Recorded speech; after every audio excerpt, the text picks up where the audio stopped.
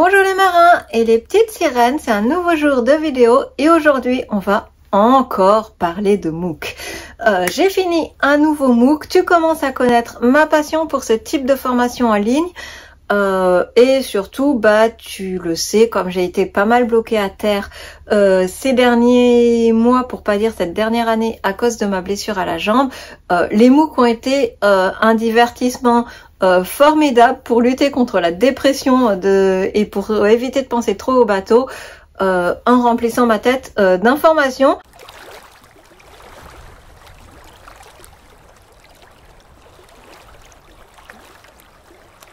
Donc j'ai suivi le MOOC qui s'appelle Aquatic Mammals, qui est donné par la plateforme OpenLearn, qui est en fait la plateforme de, comment je pourrais dire, de free learning, d'apprentissage libre et gratuit de la plateforme plus imposante The Open University. Évidemment, tu l'auras compris, c'est une plateforme anglaise et du coup complètement en langue anglaise, mais par contre les MOOC sont assez intéressants à suivre. Celui-ci, c'est plutôt une introduction à la vie des mammifères aquatiques plutôt qu'un vrai cours magistral. Malgré tout, les sujets abordés sont plutôt intéressants. Donc le MOOC se décompose en 5 modules plus une conclusion. Et il est estimé que cela prend environ 5 heures pour le suivre. J'ai pas du tout chronométré en combien de temps je le suivais, parce que pour être totalement honnête, j'ai fait ça plutôt en dilettante, en lisant un petit chapitre par-ci, un petit chapitre par-là, en fonction du temps libre que j'avais, et c'était plutôt quand j'avais du temps à perdre entre deux travaux plus imposants à suivre et à faire, et que j'avais pas le temps pour me lancer dans quelque chose de plus imposant entre deux laps de temps, que je me disais je vais faire un petit chapitre de ci, un petit chapitre de ça par là. Donc voilà pour le temps que ça prend concrètement. Au niveau de l'anglais, anglais standard, anglais courant, je dirais, avec quelques termes un peu plus scientifiques, notamment peut-être un peu plus biologiques ou morphologique, anatomique, mais rien d'extrêmement complexe. Ça reste vraiment grand public et tu n'as besoin d'aucune connaissance au préalable pour suivre le MOOC.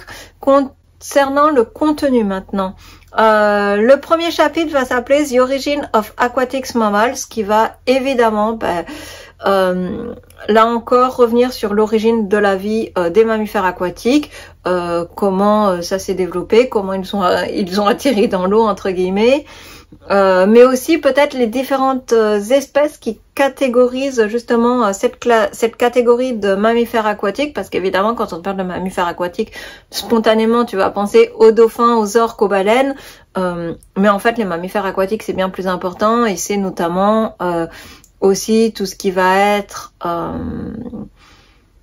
les pinnipèdes, on a ici un trou, tout ce qui va être les pinnipèdes, c'est-à-dire les phoques, les morses, les loups, les otaries. Ensuite, on va avoir les siréniens avec les dugongs, les lamantins. Enfin, les mustélidés avec les loutres et les ursidés avec l'ours blanc. Donc, évidemment, les mammifères marins, c'est pas que les dauphins. Donc, ça va remettre un peu tout ça en place et justement l'évolution de la vie terrestre qui a atterri dans l'eau. Le deuxième chapitre va justement s'appeler Living in the Water, qui va justement là nous mettre en perspective un petit peu tous les défis anatomiques auxquels ces mammifères ont été confrontés au cours de leur évolution pour s'adapter à la vie aquatique. Pour rappel, les mammifères marins sont caractérisés notamment par là aussi des poumons, une capacité pulmonaire proche des mammifères terrestres, mais aussi un mode de reproduction vivipare pour la majeure partie, pour pas dire pour tous. Donc ça engendre là aussi certains défis auxquels on pense pas forcément, notamment maintenir une température corporelle adéquate, alors que on sait que dans l'eau la température corporelle se refroidit 3 ou 4 fois plus vite que dans l'air. Ça va notamment passer par la mise en place d'une épaisse couche de graisse sous-cutanée. Ça, évidemment, ça c'est fait au fil de l'évolution, mais aussi d'autres défis comme vivre dans l'eau. Donc ça veut dire comment oxygéner ses tissus et ses organes de façon adéquate. quand on est en apnée pendant de longues minutes. Donc voilà, ça va aborder tous ces défis physiologiques auxquels nos mammifères marins préférés ont été confrontés. Très intéressant. On va bien sûr aussi revenir un petit peu sur tout ce qui va être, il me semble, mode de communication. Alors c'est pas extrêmement poussé, mais on va évidemment parler de l'écolocation et de ces choses-là. Enfin, on va avoir le 3e chapitre qui va s'appeler The Diving Response et qui va plutôt aborder les enjeux du déplacement dans l'eau et de la chasse, c'est-à-dire comment on chasse quand on doit maintenir une apnée prolongée, les enjeux là aussi liés à l'apnée. Donc en fait le chapitre 2 et le chapitre 3 sont très liés, donc peut-être qu'il y a des choses que je t'ai dit dans le chapitre 2 qui en fait étaient dans le chapitre 3 et inversement, parce qu'ils sont vraiment très corrélés, et honnêtement j'ai fait les deux d'une traite tant ça faisait sens de les faire à la suite. Donc effectivement, voilà, on va avoir tout ce qui va concerner la chasse, l'apnée, les déplacements dans l'eau et là encore les enjeux physiologiques et biologiques intrinsèques à ce milieu, comme peut-être un profil plutôt profilé et allongé pour mieux se mouvoir dans l'eau et se déplacer dans l'eau. Ce genre de caractéristiques-là. Enfin, le chapitre 4 va s'appeler The Evolution of Worlds, qui va revenir là sur toute la chaîne de l'évolution en passant de la préhistoire à nos mammifères aquatiques qu'on connaît à l'heure actuelle. Un chapitre très intéressant pour... la petite anecdote, c'est un des chapitres qui m'a le plus intéressé parce que sur les autres chapitres, j'avais déjà des connaissances pas mal dans ces domaines, notamment parce que j'avais lu pas mal de bouquins là-dessus. Mais c'est vrai qu'en tout ce qui est paléontologie, préhistoire et compagnie, je suis peut-être encore un peu moins calée, j'ai peut-être un peu plus de connaissances à acquérir dans ce domaine-là. Donc c'est un chapitre que j'ai trouvé très intéressant de voir comment l'évolution s'était faite, de voir aussi les enjeux et les problématiques de temps que ça a pu poser et des questions auxquelles on n'a pas forcément encore 100% de réponse. On a beaucoup d'hypothèses, mais pas des réponses fiables et sûres à 100%. Très intéressant. Et enfin, le dernier chapitre s'appelle Human Impact, qui va bien évidemment parler des conséquences humaines sur l'océan et plus principalement là par le prisme des mammifères marins sur les mammifères marins. Pour rappel, on est globalement le seul mammifère qui a un impact aussi dévastateur sur les autres mammifères. Donc c'est ça qui est mis en perspective. Et après un petit chapitre de conclusion. Donc globalement, le MOOC est très intéressant. Qu'est-ce que je peux te dire d'un point de vue de la qualité du MOOC? Moi j'ai trouvé que c'était des textes assez intéressants, mais voilà. Par rapport à d'autres MOOC que j'ai pu proposer sur la chaîne, là ça se déroule plutôt par des grands panneaux de texte à lire par chapitre sur ton ordinateur, là où certains autres MOOC que je t'ai proposés, notamment sur la plateforme FunMOOC, sur les MOOC de l'UVadois, on va avoir pas mal de vidéos, de QCM, de choses assez interactives et assez ludiques. Là c'est pas du tout ludique, c'est vraiment de l'enseignement presque universitaire, de l'enseignement académique, donc c'est très intéressant, mais par contre si tu n'es pas scolaire du tout, c'est peut-être pas le type de MOOC et de plateforme qui va te correspondre. Par contre, ce que j'ai trouvé très intéressant, au-delà des textes qui sont plutôt pertinents et qui donnent des références et des choses à creuser très intéressantes, c'est que par contre ça nous met directement dans une optique de réflexion scientifique. Je sais pas comment je vais pouvoir t'expliquer ça, mais ponctuellement, au fil des lectures, on a des petites questions qui sont totalement pour exercer notre réflexion. C'est pas du tout des choses qui vont sanctionner ce qu'on a appris, là où dans certains MOOC, on a beaucoup de QCM où il faut juste recracher les connaissances qu'on a pu accumuler au fur et à mesure du MOOC. Là non, on a plutôt des questions qui vont se faire en rapport avec un paragraphe qu'on a lu où on va nous dire telle évolution ou telle condition de vie dans l'eau pose telle et telle problématique, quelle hypothèse vous pourriez faire de ce que vous venez de lire, quelle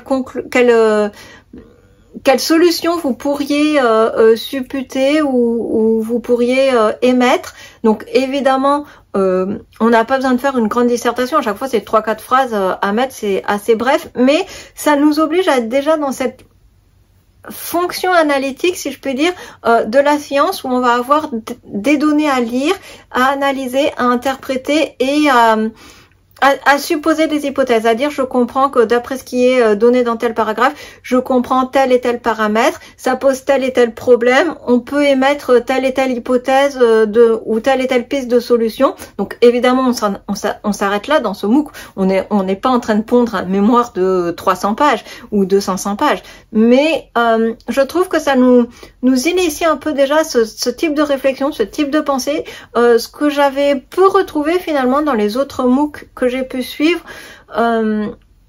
auquel cas, comme je te disais, c'était surtout plutôt recracher les connaissances qu'on avait appris dans le MOOC, pas de façon bête, mais voilà, c'était vraiment pour valider ou voir ce qu'on avait appris, ce qui nous restait vraiment à assimiler. Là, c'est plus un MOOC qui va nous permettre, voilà, d'adopter ce type de réflexion, ce type de pensée plus analytique, peut-être des matières scientifiques, si je puis dire. Donc ça, j'ai trouvé ça super intéressant qu'on soit déjà dans cette dynamique, alors que ça reste un sujet typiquement d'introduction aux mammifères marins. Globalement, il n'y a pas de grosses surprises et il n'y a pas de grosse révolution dans ce que tu vas apprendre, a priori, notamment si tu t'intéresses déjà au sujet. Mais voilà, c'était très intéressant. Moi, j'ai trouvé les textes extrêmement pertinents, extrêmement intéressants. Après, reste que se lire des tartines de texte sur l'ordinateur, c'est toujours assez fatigant et assez peu ludique. Donc, c'est pas forcément le MOOC que je te recommanderais si tu as besoin de choses didactiques et peut-être un peu plus... un peu moins universitaire. Par contre, si tu as envie d'être sur des trucs un peu plus scolaires, un peu plus académiques, c'est très intéressant. Et l'avantage de la plateforme Open University et notamment la plateforme Open Learn, c'est que tu as pas mal d'autres sujets, notamment écologiques ou autres, comme ça, qui sont totalement gratuits et qui prennent entre 5 et 10 heures à suivre. Donc voilà, donc ça reste vraiment quelque chose d'introduction, comme je te disais. Mais j'ai trouvé ça plutôt intéressant et plutôt agréable à suivre. L'anglais est accessible. C'est toujours quelque chose que je tiens à préciser quand c'est des MOOC en langue étrangère. C'est que là, l'anglais est accessible. Il y a quelques mots de vocabulaire peut-être un peu plus techniques. Tu vas avoir besoin de chercher, mais... globalement, c'est pas la mer à boire, ça reste assez fluide. Donc voilà, je fais pas plus long, je te dis à bientôt, bon apprentissage si tu as envie de suivre ce MOOC. N'hésite pas à me dire si tu l'as suivi. Est-ce que les 5 heures qu'il te donne, ça t'a paru une juste valeur, ou est-ce que toi, il t'a fallu beaucoup plus de temps pour arriver jusqu'au bout, ou au contraire, beaucoup moins de temps, puisque je te dis, j'ai pas du tout fait ça de façon... scolaire, je me suis pas mis à mon bureau pendant 1 ou 2 jours à suivre les trucs d'affilée. J'ai plutôt fait ça en dilettante quand j'avais un moment de libre.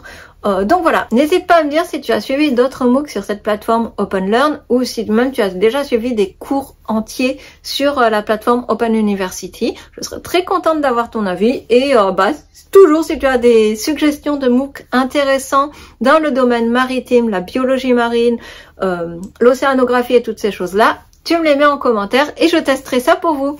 À bientôt mes petits poissons et bonne culture. Continuez à vous cultiver.